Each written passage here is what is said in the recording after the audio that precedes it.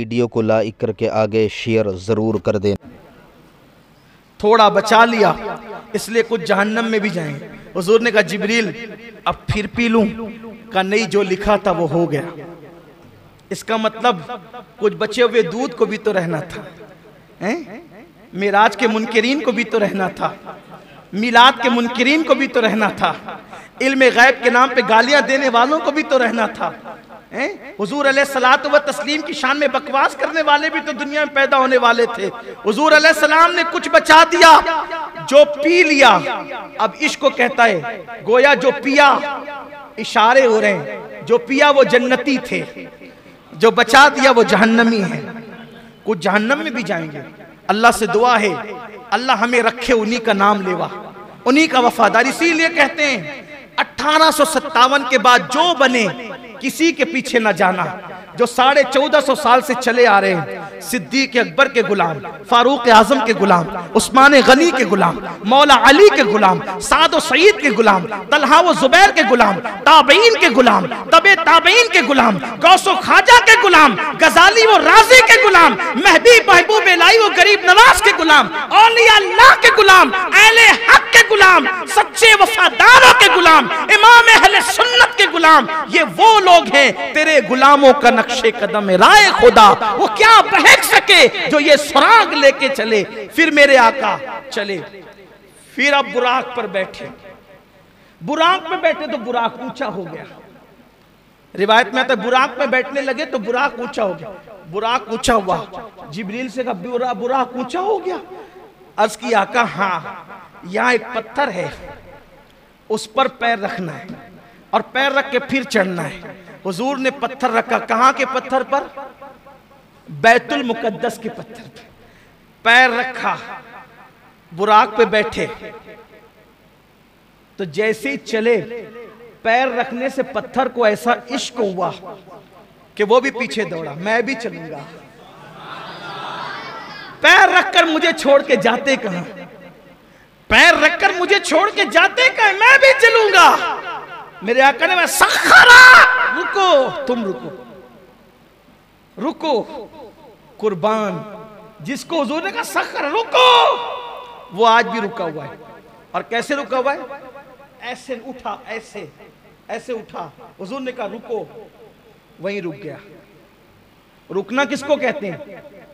तवज्जो है आपकी। एक आदमी अपनी जगह से चला, आगे बढ़ा, कहेंगे रुको। रुकने का मतलब क्या? अब ना पीछे हो, है तवज्जो, ना पीछे हो ना आगे बढ़ो, जाए वहीं रुको। अल्लाह की इज्जत की कसम, जाके बैतुल मुकद्दस देख लो। अगर अल्लाह तौफीक दे तो बैतुल मुकद्दस जाके देख लो। वो उठा था, हवा में मुअल्लक था, अभी भी वो हवा ही में मुअल्लक है। गोया 14.5 सदियां बीत गई हैं। हुजूर ने कहा था रुको, वो रुका हुआ है, ना जमीन पे वापस गया, ना फिर उसके बाद आगे बढ़ा, वहीं पे रुका हुआ है। बैतुल मुकद्दस अल्लाह तौफीक दे तो जरूर जाना, क्योंकि हुजूर अलैहिस्सलाम की हदीस है, जो ईमान की वजह से और अल्लाह की निशानी की वजह से बैतुल मुकद्दस की जियारत को जाएगा, अंबियाए किराम जन्नत में उस पे तवज्जो की निगाह फरमाएंगे। और जो 5 वक्त की नमाज बैतुल मुकद्दस में पढ़ ले, 5 वक्त की नमाज, वो गुनाह से ऐसे पाक हो जाता है जैसे अभी अपनी माँ के पेट से पैदा हुआ। इसलिए अगर अल्लाह तौफीक दे तो एक मर्तबा बैतुल मुकद्दस जाने की नियत जरूर करें। हम दुआ करते अल्लाह बैतुल मुकद्दस को सलामत रखना और ता क़यामत रखना, ताकि हम भी और हमारी नस्लें भी उसकी ज़ियारत का शरफ हासिल कर सके। देखो ये हुजूर के कितना अजीम मौजज़ा है ना। वो पत्थर वहीं रुका हुआ है, अभी भी रुका हुआ है। उसकी तस्वीरें नेट पर आप देख सकते हैं। फिर आका चले, फरमाते हम आगे बढ़े, पहले आसमान पे गए, दस्तक दी दरवाजे पे, अंदर से आवाज आई, कौन? कहा जिब्रील। जिब्रील हूं, आपके साथ कौन है? कहा मोहम्मद अरबी सल्लल्लाहु अलैहि वसल्लम।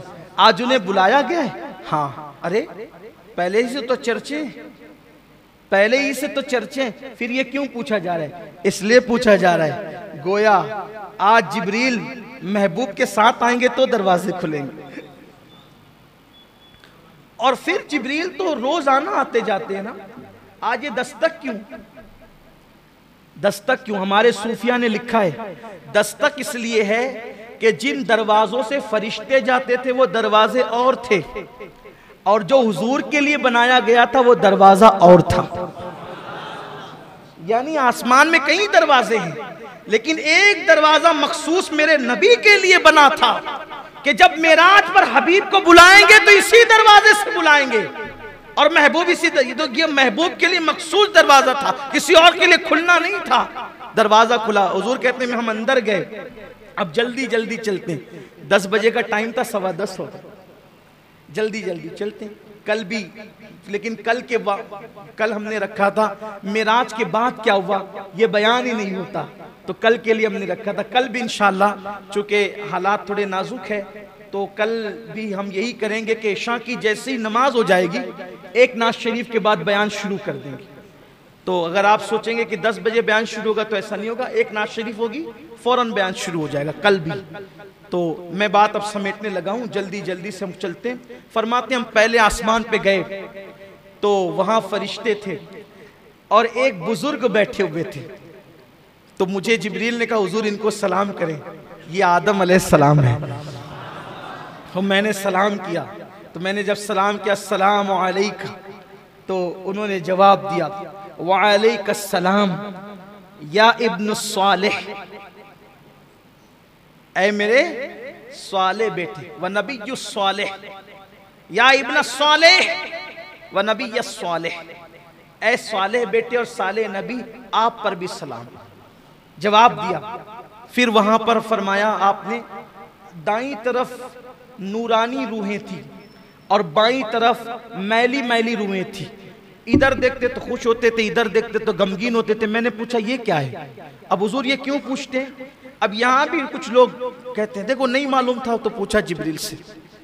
अब आप ही को सब मालूम है कि हुजूर को क्या मालूम है क्या नहीं मालूम है, तो अब आप बातें करते ही रहे। फिर अल्लाह ताला क़यामत के दिन फिर आपको खड़ा करेगा अपनी अदालत में। तो फिर मैं कोई जिक्र उनका नहीं करता, लेकिन ये जरूर कहता हूँ क्यों ये ऐसी बात करते हैं हुजूर को। अरे मेरे अजीज, हुजूर अलैहिस्सलाम ये जो बार बार पूछ रहे हैं ना, इसलिए पूछ रहे हैं। मैं पूछूंगा तो जिब्रील बताएंगे, जब बताएंगे भाई अगर हुजूर अलैहिस्सलाम खामोशी से आगे बढ़ जाते कि मुझे मालूम है, तो बोलो आज मैं ये बयान कर सकता था, कोई किताब में लिख सकता था। हुजूर पूछे जा रहे हैं, जिब्रील अलैहिस्सलाम बयान किए जा रहे हैं और फिर रिवायतें बनती जा रही। ये भी तो तकलीफ है ना कि हदीस में नहीं आया, और हदीस में आया तो फिर कहते जिब्रील से पूछा क्यों? और पूछा तो ही हदीस में आया ना, जो नहीं पूछा तो वो हदीस ही में नहीं आया। आगे अभी बताऊंगा क्या क्या नहीं आया, और जो नहीं आया अभी तक उसमें सर फोड़ रहे हो। सभी सर फोड़ रहे हैं, कोई कुछ नहीं बता पा रहा है। जो नहीं आया हदीस में नहीं बता पा रहे हैं। इतना अल्लाह ने भी फरमा दिया, नहीं बयान किया ना, फ़अौहा इला अब्दिही मा औहा, हमने जो बातें करनी थी अपने महबूब से कर ली, नहीं बयान किया, नहीं बयान किया, नहीं बताया। फिर तो इसलिए हुजूर ने जो पूछ लिया उनका एहसान है कि अगर न पूछते तो हम किस तरह बयान करते।